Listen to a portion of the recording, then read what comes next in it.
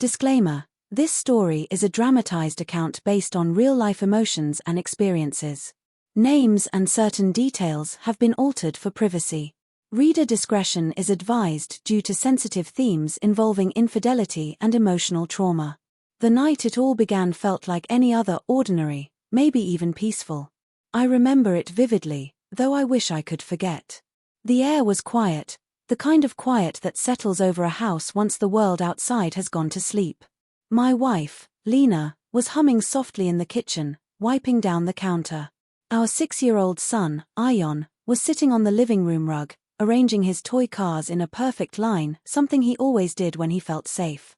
I had just come back from work, still in my uniform, the weight of the day slowly falling off my shoulders. Lena smiled at me, that familiar curve of her lips that used to feel like home. "Dinner's ready," she said. We sat together, the three of us. We talked about Ion's school day, laughed at his stories about his teacher's weird voice, and I thought, for a moment, this is all I need. But something in her eyes was different. I couldn't place it, not anger, not sadness, just a kind of distance. Like she was there, but not really with us. I shrugged it off. We all have off days, I told myself. After dinner, we got Ion ready for bed. I usually took that responsibility. It was our little tradition. He liked when I read to him, acted out the voices, tucked him in just right. That night was no different. I read his favorite dinosaur book, even though I could recite it by heart at this point. He giggled at the T-Rex part, then suddenly got quiet. That pause. I should have known. But back then, I didn't see it coming. I kissed his forehead and turned off the lights. "Good night, champ," I said. He looked up at me with those big, innocent eyes and said, "Daddy, why does Mommy call Uncle Ryan when you go to work?" It took a second to register. My smile froze. I knelt down beside him again. "What do you mean, buddy?" He shrugged. "She talks to him on her phone. They laugh. Sometimes she tells me not to tell you." The room felt like it shrank. My heart stumbled in my chest. I managed a soft okay and tucked him in again, brushing his hair back. When I left the room, I stood in the hallway for a long time. Just listening. Thinking. Uncle Ryan, a name I hadn't heard in years. He was an old friend, someone who used to be around back when we first got married, but had drifted out of our lives. Or so I thought. I didn't ask Lena anything that night. I couldn't. I wanted to believe my son had misunderstood something. Maybe she was talking to someone else. Maybe it was innocent. But deep inside me, something had cracked. That was the night everything began to unravel. Sleep didn't come easy that night. I lay in bed, staring at the ceiling, my mind spinning with questions I wasn't ready to ask out loud. Beside me, Lena slept soundly, or at least she pretended to. Her breathing was steady, peaceful even, but I could feel the space between us stretching. The warmth I used to feel when our hands brushed beneath the covers was gone. I kept replaying Ion's words. "Why does Mommy call Uncle Ryan when you go to work?" That name kept echoing in my head. Ryan. I hadn't thought about him in years. He used to be my friend, someone I'd known since college. Back then, he was always the charming one, always joking around. I remember how Lena laughed at his jokes. I never thought anything of it. But now, that laughter felt like a memory I hadn't fully understood until it was too late. I got up quietly and walked to Ion's room. He was fast asleep, one arm around his favorite stuffed tiger. I stood there for a long while, just watching him, wondering how much he knew. Children see things. They notice. They absorb more than we give them credit for. The next day, I couldn't concentrate at work. I kept looking at my phone, debating whether to check her messages or call her out. But what would I say? That my 6-year-old said something strange? That I was now suspicious because of a whisper in the dark? When I got home, Lena greeted me with a smile, like nothing was wrong. She was wearing that maroon sweater I liked on her, the one she used to wear on our early dates. A little part of me wanted to believe that this was all in my head. Maybe I was tired. Maybe I was overthinking. But then I noticed her phone light up on the kitchen counter. I wasn't trying to snoop, but the name that flashed on the screen made my stomach twist, Ryan. She picked it up quickly, almost too quickly, and turned her back to me as she answered. Her voice dropped a little, the way it does when you don't want someone to hear. I couldn't make out the words, but I caught the tone, soft, intimate, too warm for an old friend. When she hung up, she looked startled to see me standing there. Who was that? I asked, as casually as I could. She blinked, hesitated. Oh, just Ryan. He was checking in. He might be in town for a few days. Ryan? From college? Yeah. Just catching up, she said quickly, brushing past me to grab a glass of water. Something wasn't right. I didn't press her. I couldn't, not yet. But a knot had formed in my chest, tightening with every breath. That night, as I tucked Ion in again, he whispered, "Mommy says Uncle Ryan is her best friend." Then he looked up at me. "Is that okay, Daddy?" I smiled weakly. "Get some sleep, buddy." But inside, I was breaking. Doubt is like a virus. It starts small, barely noticeable.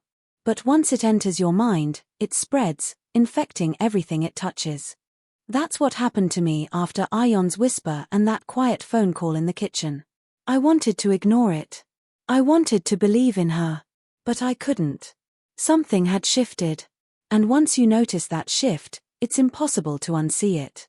Over the next few days, I started paying attention. Not because I wanted to catch her doing something wrong, but because I needed to protect the truth I'd built my life around. I watched her closely. Her smile was still there, but it didn't quite reach her eyes. Her phone was never left out in the open anymore. She started taking it into the bathroom, even when she showered. She'd put it on silent during dinner. We were living in the same house, but the silence between us was starting to scream. I asked her casually one morning, "So, Ryan's in town?" She hesitated. "He might be. He said he had some meetings downtown. You gonna meet up?" "Maybe," she said, avoiding eye contact. "We'll see."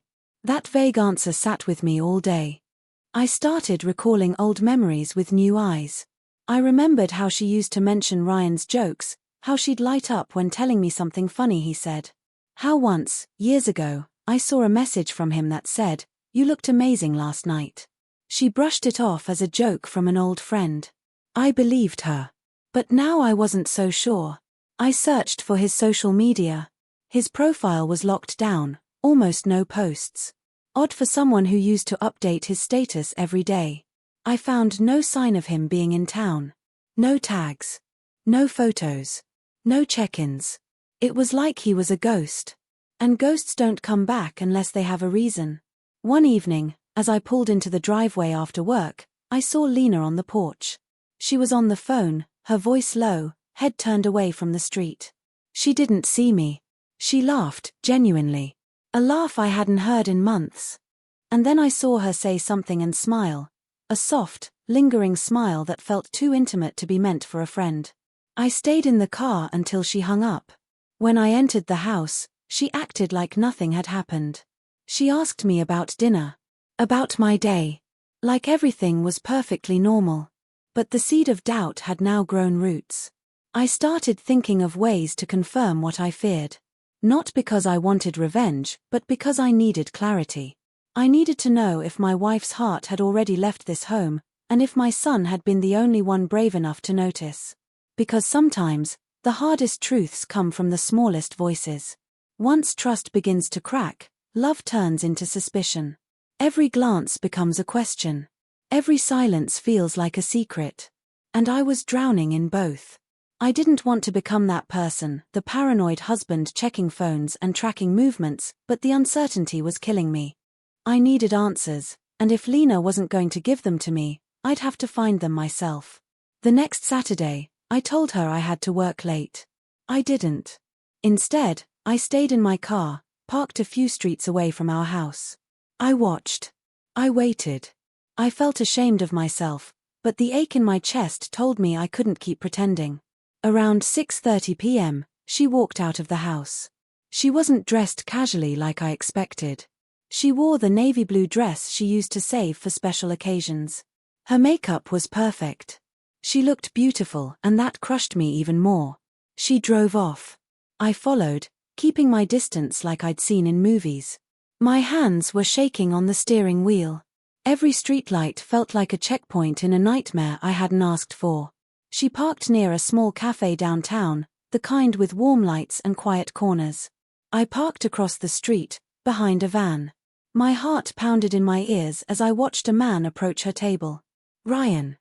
He looked the same, just older like the rest of us. Lena stood up to greet him. They hugged. Not a polite hug. A long one. Familiar. Too familiar. I wanted to burst in, demand answers, shout, cry something. But I didn't. I just sat there and watched, trying to convince myself I was misreading it. They sat close, talked, leaned in. She touched his arm when she laughed. He brushed a strand of hair from her face. These weren't things friends did. Not like that. Not with that ease. That comfort. That history. I stayed for 30 minutes before driving off. I couldn't watch anymore. My stomach churned, my head spinning. At home, she came in later than usual. Smiling. Relaxed. Said she was out shopping. Lied to my face without a blink. I didn't confront her. Not yet. Instead, I started checking other things.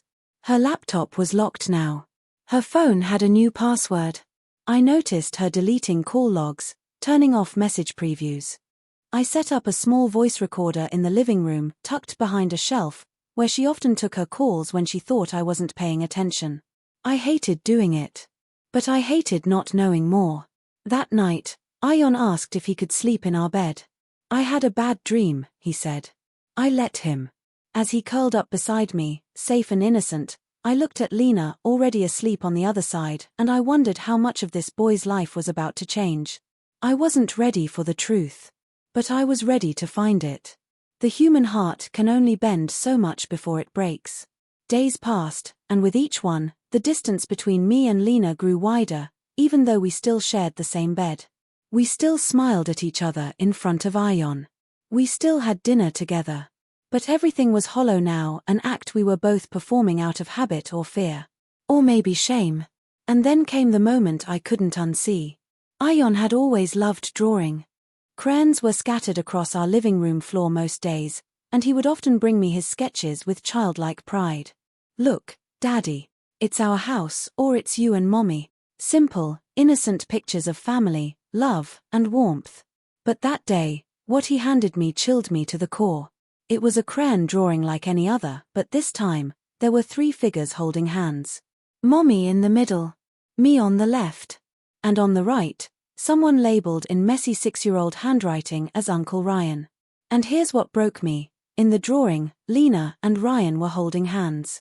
I wasn't. I stared at it, the colors blurring behind the sting in my eyes. Did you draw this today? I asked gently. He nodded. Yeah. That's Mommy and Uncle Ryan. He always brings her chocolates when you're at work. He paused. Do you not like chocolates, Daddy? I couldn't answer. My mouth was dry, my heart pounding like a war drum in my chest. I excused myself and went to the bathroom, locking the door behind me. That was the first time I cried, truly cried, since my father died. I sank to the floor, holding that piece of paper, breaking apart in silence. This wasn't just about me anymore. Ion knew. Maybe not the full scope, but enough to sense the betrayal. Enough to witness it in fragments. And children don't lie about things they don't understand, they simply reflect what they see. That night, I listened to the audio recording from the device I'd planted. My hands trembled as I clicked play. What I heard changed everything. Lena was talking to Ryan. Her voice was low, affectionate. She spoke about how tired she was of pretending, how he still doesn't suspect anything, and how she just needs more time to figure things out. She laughed about how careful they had to be when Ion was around. My breath caught in my throat. My skin burned. And suddenly, the weight of months, maybe years, of deception came crashing down. I sat in the dark, fists clenched, listening to the woman I married speak like a stranger. Someone cruel.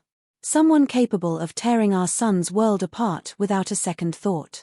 I turned the recording off. I didn't need to hear more.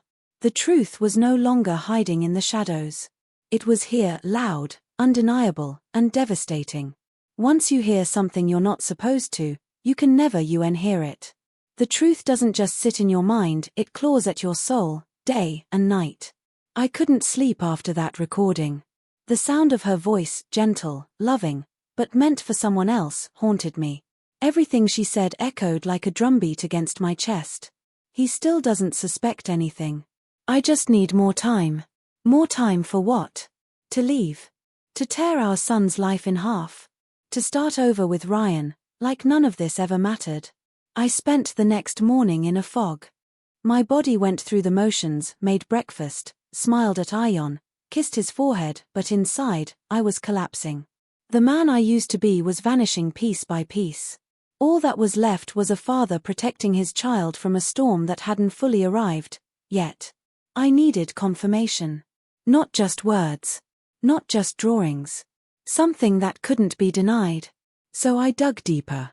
I remembered that years ago, Lena and I had synced her old phone to a shared cloud account back when we still trusted each other. She probably forgot. Or maybe she thought I never paid attention. She was wrong. I accessed the cloud from my laptop and started going through her backups, texts, photos, voicemails. What I found felt like stepping into a stranger's life. There were dozens of messages between her and Ryan.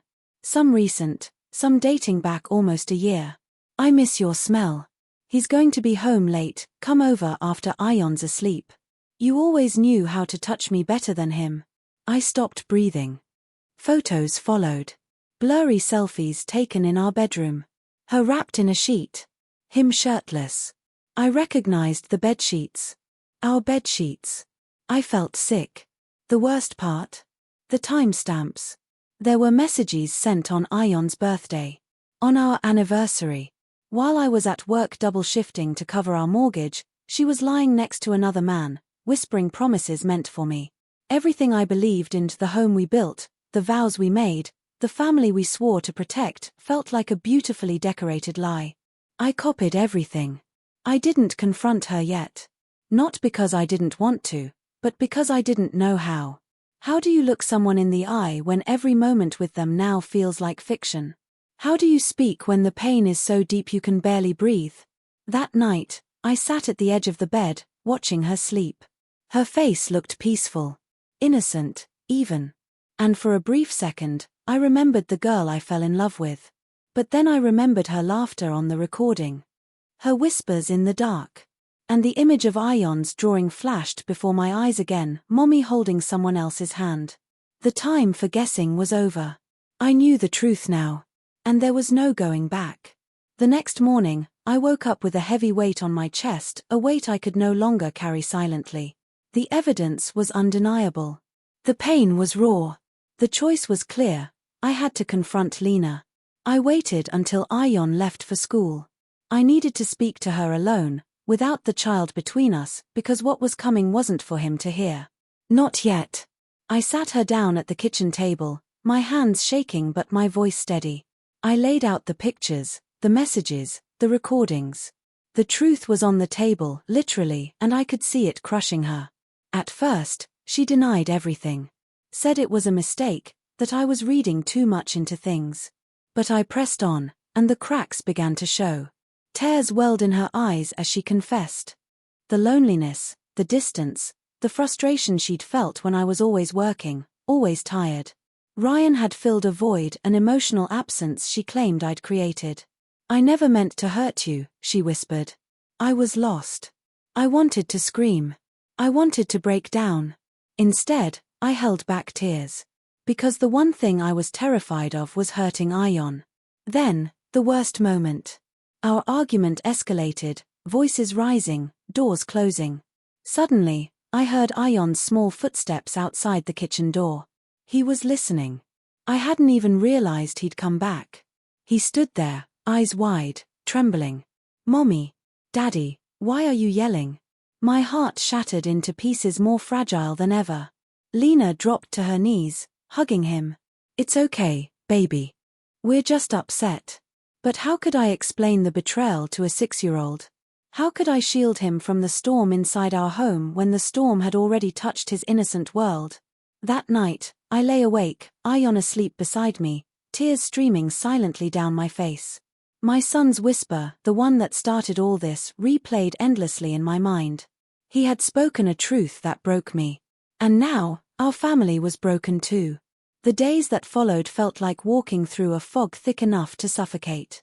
The confrontation left our home fractured, and the silence that replaced our conversations was heavy, full of regret, pain, and uncertainty. Lena moved into the guest room. We agreed, for Ion's sake, to keep things civil. The hardest part was watching my son try to make sense of a world that no longer felt safe. He asked questions I struggled to answer. Why Mommy and Daddy were upset. Why she didn't live with us anymore. Why sometimes people make mistakes that hurt others. I realized that healing wouldn't come overnight, not for me, not for Lena, and especially not for Ion. But healing had to start somewhere. I began going to therapy not just for my grief, but to learn how to be a better father in the midst of chaos.